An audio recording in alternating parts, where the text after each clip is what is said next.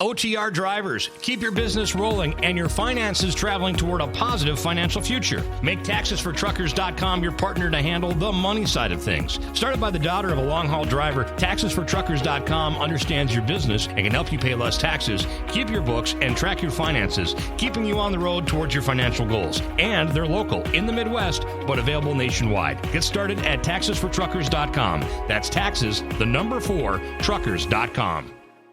It's an interesting idea to think you walk in there and you kind of just, you got all your stuff on the table and he's like, it's going to be $14 and you just like flash him a coin and he's like, let me check on that, and you find out you didn't pay your last month's bill. My name is Richard Dix and this is How Did That Happen? A podcast where I look at everyday things or events and try to figure out how they came to be. Every week I will research one topic and by the end of the episode, I hope to truly have the answer to the question, how did that happen? All right. Thanks for tuning back in for another episode of HDTH. We're coming in with episode 44 this week, card-based transactions. And this was actually one that was given to me by a coworker. Someone asked me at work the other day. They were like, hey, do you know how credit cards happen? And I was like, no, do you? And they were like, oh, I thought that was your job. Like they literally kind of, and I was like, oh yeah, well, I guess let me put that one on the list. So that's what's coming at you today. Real fast before we get to it, what am I watching? I mean, I'm watching Dahmer like everybody else, right? Of course, I'm watching that. I was going to mention that, but I was like, let me do a little above and beyond, right? So what I did is I watched there's a very interesting interview between Dahmer's father and Oprah Winfrey out there on YouTube. You should give it a watch because it's interesting for a number of reasons. But it's like a half an hour, 45 minutes, but it's like. It just adds on, and you really realize that a lot of that stuff that was in that show, it really happened. And his dad might not have been okay either. But I'm not going to pass any judgment on anybody. But yeah, so that's what I've been watching. Let's see. I'm not sure. Like I said, I've been recording these a little bit earlier now and trying to get them banked a little bit. So I think by now we should have the mini episodes up there. Go ahead and drop the title. I believe it is Bite-Sized Bios is what it's going to be called. It'll either be coming out like Thursday, maybe Friday of every week, and it'll just be a little bit where we just do some small profiles of people in history and try to find out some interesting things. Let's see if there's anything else I need to cover. I don't really know. Let's see. Appreciate you guys, the love on the Twitter page. Like I said, I did buy a domain. I will be working on that, trying to get that hosting. But I guess without further ado, here's the episode.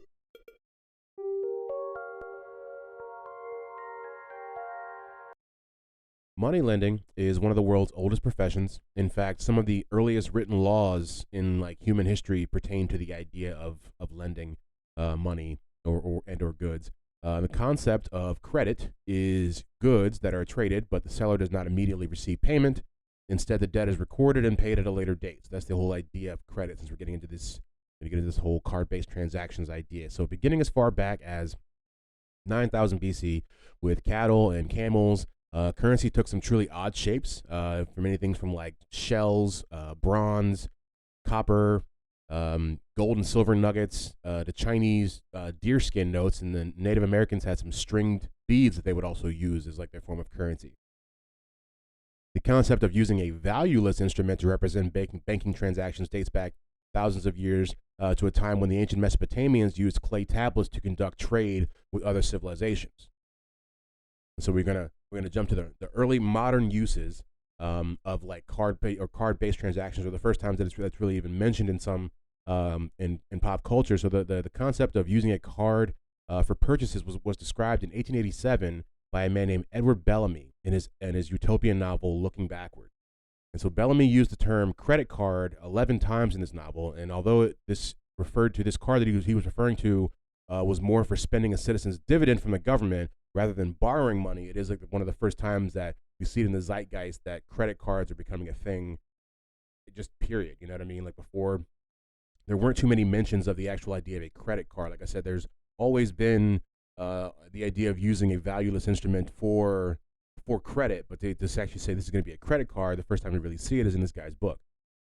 Now, as mentioned, there were, like I said, different things that people would use that were basically the early types of credit cards. They just weren't really called credit cards. Some of these happened around the 1860s. They were more like dog tag sort of things, and they went by different names. Or excuse me, I might be jumping ahead of myself there. I mean, they were the dog tag type charge card charge tags, and then there were like charge coins as well that actually may have been, depending on who you ask, the predecessor, like the first one. Then they started right around the same time. They would usually have some sort of words on them that you would usually link them to whatever store or account that they were connected to, and they usually were only usable at one location. So it wasn't like a widespread thing. It was more like, you go to this one store, so you have a charge coin for this store. And they were usually given to customers who had charge accounts in hotels or department stores, which also could explain the link between department stores and credit cards. So basically how it worked is the people would come into the store, and when they were about to buy something, they would just present the coin, and the cashier would check the number that was on the coin against a ledger to make sure the account was up to date. And these accounts were usually settled at the end of every month.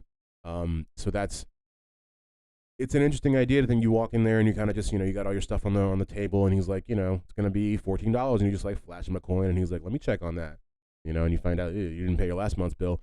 But let's see. So beginning in the late 19th century, charge cards came in various shapes and sizes, which was kind of like what I was saying earlier. There was really like just the wild, wild west. They were coming in copper, plastic, which was more like celluloid, steel, other types of metals and stuff, and paper slips even at that time were being used kind of in the same way. Then we cut to 1914 when Western Union launches metal money, which is basically a lot of people consider to be the first actual credit card, because it was essentially the same thing like what I was saying with the dog tag sort of looking kind of plate, and they would keep it in like a leather pouch, and you could make like a payment, but you could charge something, but you would have to pay for it at that time, and that's essentially what I guess you consider to be the first credit card. Gas companies were not too far behind, and they began offering credit cards that you could use to gas your car up and then maintain your car at their station. So basically, they would give you a card that you could use for gas for there, and if you had a problem with your car, you could also charge your expense, but only at that specific filling station or garage or what have you. And nice time to mention, we did do an episode on gas stations. I think it was episode 40. So if you want to know how they happen, you can go back to that. And then we get to 1936 when American Airlines and the Air Transport Association created their idea of credit cards for airplanes. And they also used a dog tag-like product that was popular at the time. And so they made it so the customer could sign a receipt for the flight in lieu of payment at the time they were about to get on the plane, and then pay it off later. And doing this is also, there was an incentive. So doing this, they would give them 15% off the actual flight. So it's like there is an incentive for like charging it as opposed to paying for it right there. 5 years later, those dog tag credit cards accounted for half of their revenue. So I mean, they really, and you'll see, and we'll get to this a little bit later about the whole idea of credit cards in the modern times, is that adding that incentive for using a credit card, it usually makes people want to do it. It really does. Even if you have the money, it's an interesting dynamic. So in 1946, a man by the name of John C. Biggins from Flatbush, New York, created the idea of the universal credit card, and he called it the Charge-It card. And this is really one of the first times that we see cards being used in more than one location.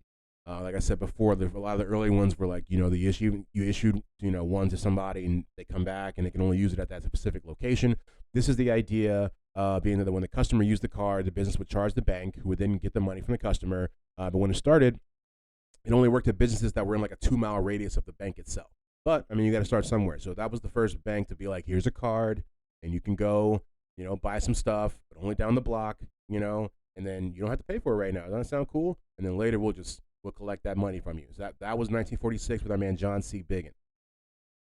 Then we cut to 1958, right, when Bank of America hopped in the game, and they did some, I guess I consider it to be fishy. So what they really did was they just basically they sent like activated credit cards to like every citizen in the city of Fresno in California back in 1958. So you open your mailbox and like boom, you have a credit card. You didn't ask for a credit card. You have a credit card, and it's already ready to go. You can spend, and like lo and behold, that didn't quite work out for them, because you're giving, in some cases, credit cards to people who don't have any money, and they're just spending money that they don't have. And so when you come collect on it, obviously it won't be there. But what it did do is show that the credit cards really do have a propensity to be a part of society, because people went out and just immediately started buying stuff. And so 8 years later, the Bank AmeriCard went national to become the nation's first licensed general purpose credit card. So that is really the birth of credit cards. Excuse me. And by 1970, Bank of America had passed on ownership of the Bank of America card to a group of banks that would then manage it. That would then become Visa, basically, and then Visa went national in 1974. They issued their first debit card in 1975. And a little interesting fact I saw when I was looking this stuff up is that some of the original banks that were with Visa when it went public, like 50 years ago, or almost 50 years ago, still have like the original stock from that merger. And it's like, can you imagine how much money that's worth? I mean, Visa is just they're valued at like, I don't know, like $500 billion or something like that. Like, it's wild. Okay, so this normally might be where I would maybe stop the podcast and get that little sound, and I tell you that's how credit cards happen. But that's basically what happened with credit cards. But then there's really some other stuff that happened later on that made credit cards what they are right now. Because we talked about credit cards, basically, Visa when they go public in the mid '70s, and that does create what we have as far as what credit cards were. But what they became is the subject of a little bit of controversy, and I'll read some of that to you right now. The first one that I'll mention, some of these are Supreme Court decisions. It's called the Marquette decision. And basically, have you ever wondered why some, if not all, of your credit card statements come from places like Sioux Falls, South Dakota, or like Wilmington, Delaware? And it's because in the late 90s, Sioux Falls was falling on hard times, and there was a recession in America, right? And so the banks in South Dakota, they weren't issuing very many loans. So in order to get banks to issue loans, what they did was South Dakota eliminated its cap on interest rates. And this is known as a usury law. If you're wondering what a usury law is, it's the illegal action or practice of lending money at unreasonably high rates of interest. And if you have any idea or have a credit card right now, that's pretty much what's happening. And like New York's usury laws didn't allow companies to collect more than 12% interest. And so this led the leaders of Citibank at the time to look for a new place to put their business. And so they start looking around for states that don't either don't have usury laws or have very high usury laws. And one of those places was South Dakota. So in 1981, Citibank moved its credit card headquarters from New York City to Sioux Falls, South Dakota. And this, like I said, was all the product of the Supreme Court ruling known as the Marquette decision, which said that states could export their interest rates to other states, basically. And it's officially known as the Marquette National Bank of Minneapolis versus the First of Omaha Service Corps. And for just an example, if you were to let's say make a loan from South Dakota and their interest rate limit is 20%, then you could charge that rate to someone in Florida, and it's completely legal now. It's like for the first time in history, there were no legal restrictions on the interest rates banks could charge across the country, and that's kind of where we get into the wild west of what credit cards are. Like when it first started, it wasn't like that. It was very central, or very central to where you were. Whatever bank you got it from could only charge based off the limit in their state. Now all your bank has to do is move to a state with a very high limit or no limit at all, and they can charge you whatever they want, do like whatever they want with these interest rates.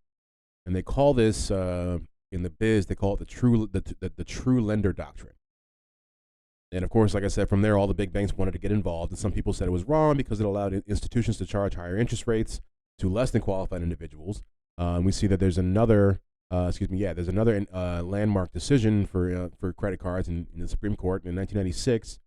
We have the case of Smiley versus Citibank, and this just basically took the cap off of what could be charged for late fees, and so they just chipped away at another part of the institution. So now, before there was a cap saying you can only charge this, the borrower, this amount of money if they missed their late fees. They took that off now. If they can kind of just charge whatever they want if you miss a payment, and that is also legal and is held up in the Supreme Court. There's not too much more. Like I said, the whole base of it is what we kind of went through before with the card-based transactions. Is just once I started doing the research for this and I saw all this stuff as well, I was just like, I have to share it because I knew none of this. I knew that of course, like anybody, I have a credit card, and I think it does come from Delaware. I've seen them come from South Dakota too. So it's just like when you see that, you're like, oh, I kind of do want to know why all that happens, and you see this is exactly why. We'll just run through the idea of credit scores. Credit score is determined by a FICO score, and the company that determines that score is called Fair Isaac, oddly enough. And they get their information from the normal credit reporting agencies like Experian and TransUnion. And basically what they do is they take that information and put it against, I guess they said, like an algorithm or something.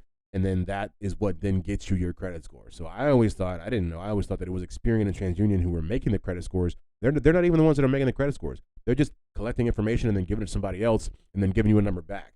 So just interesting information about credit scores. Let's see. Is there one there? Yeah, there's one more thing.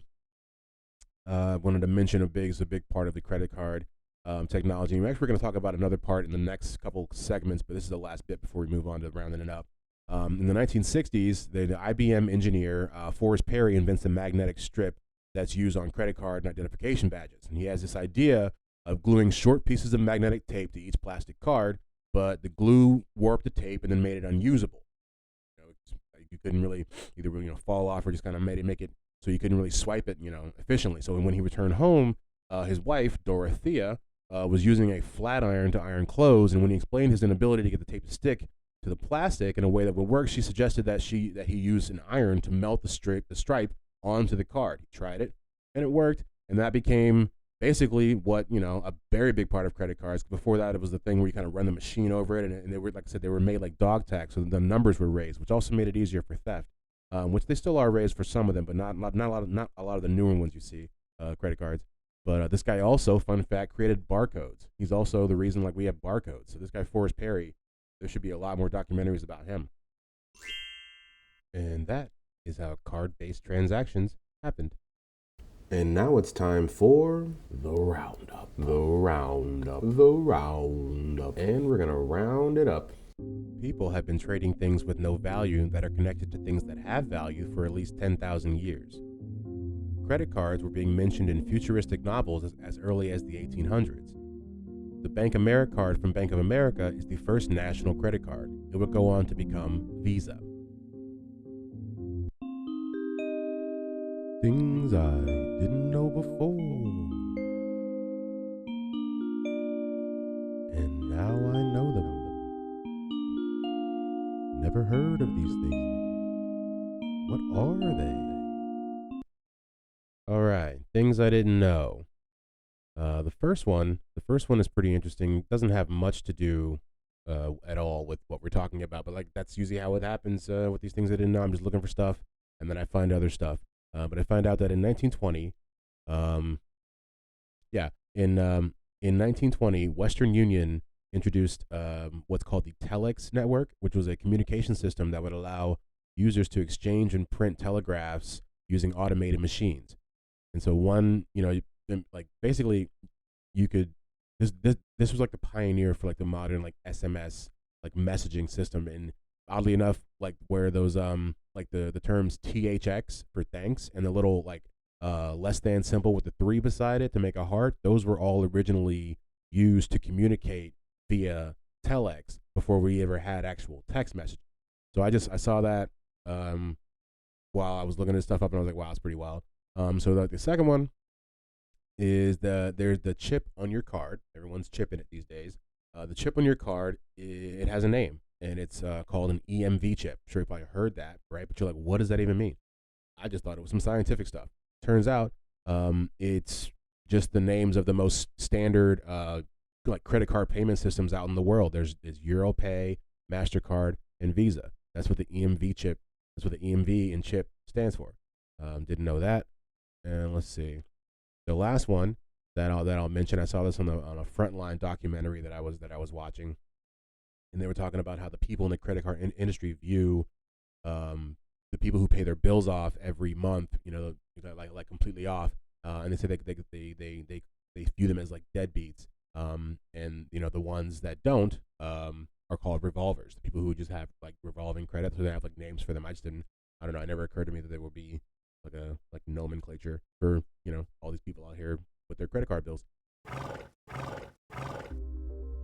All right, thanks for tuning in for another episode of HDTH. Always like finding out how things happened. This week it was credit cards. I thought that was pretty interesting. I think it's when you really delve into it, or dive into it, or whichever D word you choose to go in there. It's pretty wild what these companies are doing out here, but that's not really what this podcast is about. But I just thought I would just show what I found. But yeah, so that's pretty much it for the week. Like and subscribe where you can, definitely. And if you have anybody that you're thinking about that you want me to profile for Bite Size Bios, mention it on, throw it up on the Twitter page, and we'll see what we can find. See you guys next week.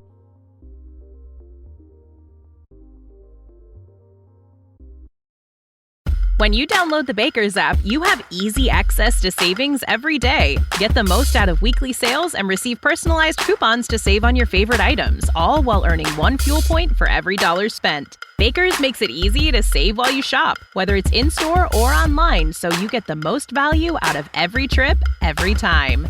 Download the Baker's app now to save big on your next purchase. Baker's, fresh for everyone. Must have a digital account to redeem offers. Restrictions may apply. See site for details. With Lucky Land Slots, you can get lucky just about anywhere. Dearly beloved, we are gathered here today to... Has anyone seen the bride and groom? Sorry, we're here. We were getting lucky in the limo and we lost track of time. No, Lucky Land Casino, with cash prizes that add up quicker than a guest registry. In that case, I pronounce you lucky. Play for free at LuckyLandSlots.com. Daily bonuses are waiting. No purchase necessary. Void where prohibited by law. 18+. Terms and conditions apply. See website for details.